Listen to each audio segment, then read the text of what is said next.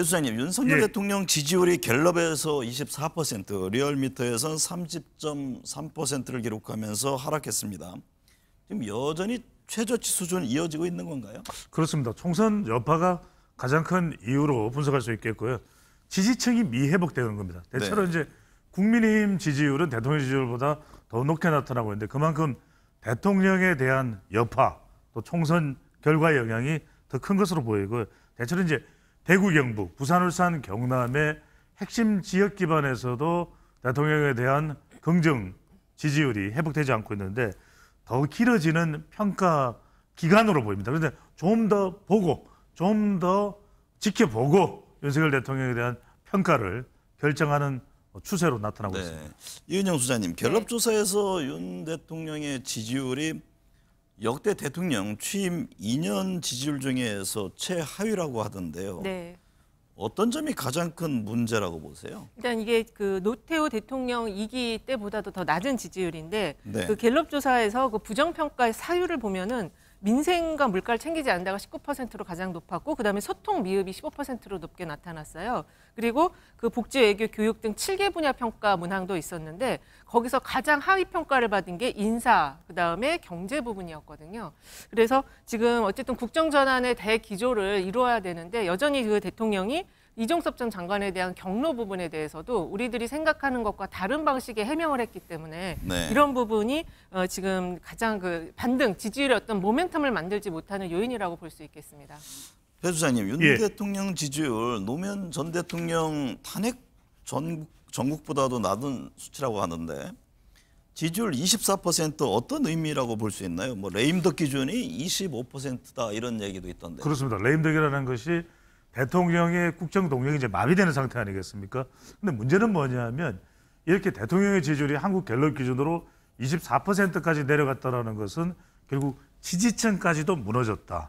그러니까 윤석열 대통령이 중도층, 수도권, 청년층뿐만 아니라 대구, 경북, 부산, 울산, 경남 60대, 또 70대 이상 주부층까지도 타격을 받은 상태거든요. 그렇다면 이럴 때 대통령 지지율을 올리는 것은 물론 이제 지금 윤석열 대통령도 상당히 또 노력을 하고 있습니다. 태도도 바꾸고 야당과 이재명 대표와도 소통하고 기자회견도 열고 근데 이 회복되는 시간이 다른 때보다는 더 시간이 많이 걸릴 것으로 보입니다. 이은영 수장님, 네. 윤 대통령 지난 9일 대통령 취임 2주년 기자회견을 했습니다. 기자회견에 대한 여론은 어떤가요? 뭐 정치권은 뭐 서로 상반되는 입장을 냈던데요. 네네. 정치권은 이제 그 여당 쪽에서는 그래도 소통에 더 노력을 기울였다. 그렇지만 야당 쪽은 혹시나 했는데 역시나였다라는 아주 부정적인 평가를 내렸습니다. 그 리얼미터가 에너지경제신문 의뢰로 9일에서 10일 한 기자회견에 대한 평가를 보면은요. 대통령의 기자회견에 대해서 공감되지가 않는다는 의견이 62.3%나 나왔고요. 공감된다는 의견이 33.6%가 나왔어요. 네. 그래서 그 어쨌든 전반적인 대통령의 기자회견에 대해서 좀 부정적인 평가였고 특히 그 기자들이 그 탁자 없이 그 노트북도 못 들어가게 한 상태에서 수첩에다가 기록하게 한 이런 모습 자체가 언론 친화적이지 않은 그래서 아마 아까도 그 소통에 대한 부분이 나온 것 같습니다. 네. 미디어 토마토 여론조사를 보니까 국민 25%만이 윤 대통령 남은 임기 3년을 기대한다고 응답했던데요. 예. 이 상태라면은 당장은 지지율 상승 동력을 찾기가 만만치 않은 것 아닌가요? 그렇습니다. 대통령의 지지율에 가장 큰 영향을 주는 것은 결국 소통과 또 정책과 인사입니다. 근데 이제 뭐 그거 중요한 거 누가 모르냐? 그거 다 알지 않느냐? 그런데 지금 이제 국민들이 찾고 있는 것은 뭔가 윤석열 대통령 또 윤석열 정부가 그런 기대치 또는 희망거리를 부여해줘야 되거든요. 네. 이럴 때 우리 시사 스페셜에도 제가 강조했습니다만 좋은 것이 신파시, 좀 신속할 필요가 있습니다. 그러니까 좀 더 국민들이 예상하는 또 야당이 생각하는 것보다 더 빠른 속도로 마치 고려, 김종현, 철갑기병처럼 빠른 속도로 움직이는 필요하고 파격성은 뭐냐면 공정거래, 또 원칙사회. 그러니까 그동안에는 주로 뭐 이념적인 그런 부분을 윤석열 대통령이 지난 2년간 강조했다면 이번에는 가치, 구체성, 뭔가 손에 잡히는 이런 공정거래와 원칙사회. 제가 말씀드렸던 것이 이 공정이 공정거래입니다. 갑질 다 타파하겠습니다. 원칙사회, 제도와 원칙, 지금까지 임금 지불 안 된 거 다 집행할 수 있는 국가로 만들겠습니다. 그 다음에 마지막에 소통인데 지금 소통을 하는 듯 했다가 멈추면 안 되거든요. 이 소통은 더 가열차게 늘 제가 말씀드렸던 대로 질리도록 소통하고 귀에 피가 철철 나도록 소통하는 모습을 보이면 그래도 연말 가면 상당히 좀 희망적인 대통령의 지지율이 올라올 수도 있을 것으로 보입니다. 방금 뭐라고 하셨죠? 네, 질리도록 소통. 질리도록. 네. 이 수장님, 미디어토마토 조사에서 윤 대통령 최우선 과제로 김건희 여사 의혹 정리를 꼽은 사람들이 가장 많았는데요. 김 여사의 의혹이 정리될 경우 지지율 상승으로 이어질까요? 일단 이게 이제 뉴스토마토래로 미디어토마토가 5일, 6일 한 조사인데요. 그 김건희 여사 등 가족 주변 인사 의혹 정리가 28.1, 그 다음에 최상병 특검법 수용이 18.5가 나왔어요. 이 1, 2위를 합치면은 거의 46.6%였고, 특히 이 김건희 여사 등 가족 문제 정리가 40대에서는 44.7% 가까이 나왔거든요. 대구 경북 지역이나 부울경 지역에서도 부정평가로 굉장히 최우선으로 꼽았는데, 이게 지금 그 김건희 여사에 대한 부정적인 평가, 비호감도는 과거 자료를 보면은 거의 10명 중 6명 정도가 부정적 비호감이 굉장히 높았는데, 이번에 그 대통령 기자회견 때 제2부속실 설치라든지 뭐 감찰반을 설치하겠다라는 이런 좀 제도적인 보완책이 나왔다면은 아마 이 지지율 상승으로 이어질 수 있었을 텐데, 그런 부분이 전혀 없었기 때문에 이거는 좀 반등의 모멘텀으로는 좀 소재가 좀 약하다 이렇게 볼 수 있을 것 같습니다. 배 수장님, 영수회담 관련한 여론들도 보면요. 여론조사 꽃조사에서 영수회담이 보여주기 행사였다. 이런 여론이 높은데, 그럼에도 불구하고 RN서치 조사를 보면 국민 절반이 추가 회담이 필요하다 이런 응답을 했습니다. 그렇죠. 어떻게 해석을 해야 할까요? 그러니까 이제 소통을 했다라고 하는 대통령의 상징적인 노력은 돋보였다. 네. 그런데 구체성이 빠졌다.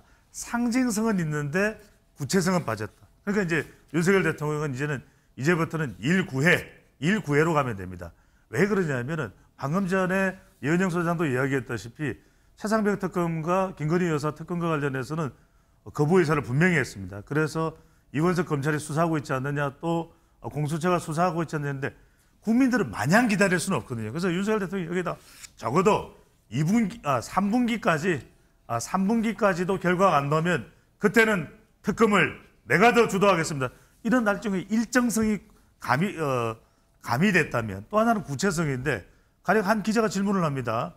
윤석열 대통령이 이 최상병 이 수사 의혹 관련해서 그 과정에서 대통령이 격분을 했다, 경로를 했다는 이야기 있던데, 그러면 대통령이 구체적으로 그게 며칠인 걸로 이야기가 되고 있는데, 저는요 경로하거나 격분한 적이 없습니다. 아니 목소리만 크면 격분인가요? 경로인가요? 그럼 배종찬 소장이 목소리가 더 크잖아요. 뭐 이런 식으로 좀 더 구체성을 띄었다면 좋죠. 마지막에 뭐냐면 윤석열 대통령 정부에서 지난 2년 동안 뭔가 제시된 건 많은데 딱딱딱딱 해결된 게 없거든요. 네. 그래서 이 부분을 이제 지적을 하는 부분이고, 이 부분을 보완하면 되고, 이제 꽃 조사에서 RN서치 조사입니다. 추가 회담이 필요하다 뭐냐 계속 강조하는 게 꾸준함입니다. 네. 윤석열 대통령이 어떤 지금 지지율이 잘 안 올라가고 또 야당에서 특검법을 강행하겠다는 이야기가 나와도 꾸준히 소통은 윤석열 네. 대통령이 지속해야 된다는 의미로 보입니다. 이 수장님, 네. 여론조사 꽃조사에서 영수회담에서 잘한 사람이 윤석열 대통령이 아니라 이재명 대표라는 응답이 더 높았다고 하던데, 네. 그럼 이 같은 여론은 윤 대통령 지지율과 정당 지지율에 어떤 영향을 줄까요? 그러니까 이재명 대표가 더 잘했다가 57.7이고 윤석열 대통령이 잘했다가 23.3입니다. 각 당 지지층의 흐름을 보면은 민주당 지지층에서는 이재명 대표 잘했다가 91.3%나 나왔어요. 그러니까 주도력을 장악했다 이렇게 지금 판단을 하고 있는 거고, 국민의힘 지지층에서는 윤석열 대통령이 잘했다 64.2고 보수층에서는 더 낮아요. 49.4%입니다. 이 영수회담 이후에 나타난 각 당의 상황을 보면 민주당은 그 원내 지도부를 구성한 게 완전히 개혁적인 인사들로 구성이 됐거든요. 그러니까 그 어떤 그 개혁적인 어떤 형태로 이걸 밀고 가야 된다라는 자신감이 반영된 반면에, 그 여당의 경우는 그 녹취록 사건이 터졌어요. 그래서 네. 이게 지금 그 영수회담 이후에 각 당의 분위기가 이제 자신감을 갖는 쪽과 혼란으로 들어가는 쪽으로 이렇게 영향을 좀 미쳤다고 볼 수 있을 것 같습니다. 네. 국민의힘과 민주당 모두 당대표 선거를 앞두고 있습니다. 예. 에이스 리서치 조사를 보니까 국민의힘 차기 당대표 적합도에서 유승민 전 의원이 28%, 한동훈 전 위원장이 26%로 뒤를 이었습니다. 예. 어떤 점을 시사하고 있다고 봐야 합니까? 이거는 이제 더불어민주당 지지층에서는 유승민 전 의원을 밀고 있고 네. 국민의힘 지지층에서는 압도적으로 한동훈 전 위원장을 밀고 있는데 결과적으로는 한동훈 전 위원장이 상당히 유력 인물이긴 합니다만 지금 전당대회에 나올지 어떨지 모르겠습니다. 결과적으로는 여기에서 시사하는 바가 중요합니다. 당원 투표로 이루어진다 그러면 한동훈 전 위원장도 어떻게 될지 모른다. 결과적으로 외연을 확대하기 위해서는 봐라. 심지어는 전반적으로 더불어민주당 지지층까지 포함을 했더니 유승민 전 의원이 높게 나오고 있지 않느냐. 이걸 본다면 전당대회 룰에 대한 메시지입니다. 국민의 여론도 포함하는 그런 전당대회가 돼야 되는데 그러면 30%를 포함할 거냐 50%를 포함할 거냐 그걸 고민하자. 이런 메시지라고 봐야 되겠죠. 국민의힘 어떤 선택을 할 것으로 보세요? 결국 이제 경선 룰 문제 아니겠습니까? 네, 그렇죠. 지금 이제 당심 100%인데 소위 민심, 국민 여론을 얼마나 반영할 것이냐 이 점인데 어떤 전망을 하세요? 일단은 이제 지도부 체제가 지금 뭐 원내대표랑 지금 구성이 됐잖아요. 비대위 구성이 됐는데 네. 사실은 이 민심을 많이 수용한다라는 거는 이제 그 후계 구도가 지금 아직 정해져 있지 않기 때문에 윤 대통령의 장악력이 약화됐다라는 걸로도 보여질 수가 있습니다. 그래서 그런 선택을 하기는 쉽지 않지만 지금 이 전반적인 여론의 압박을 받고 있는 상황을 보면은 결국 민심을 수용해서 민심의 비율을 더 많이 반영해서 좀 개선책을 좀 활로를 찾아 나가야 되지 않을까. 네. 대통령의 지도력이 약화되더라도 그렇게 정리하지 않을까 싶습니다. 에이스 리서치 조사 결과 이은영 소장님, 네. 이재명 대표의 당대표 연임에 대한 여론이 찬반 팽팽한 것으로 나타났는데요. 네.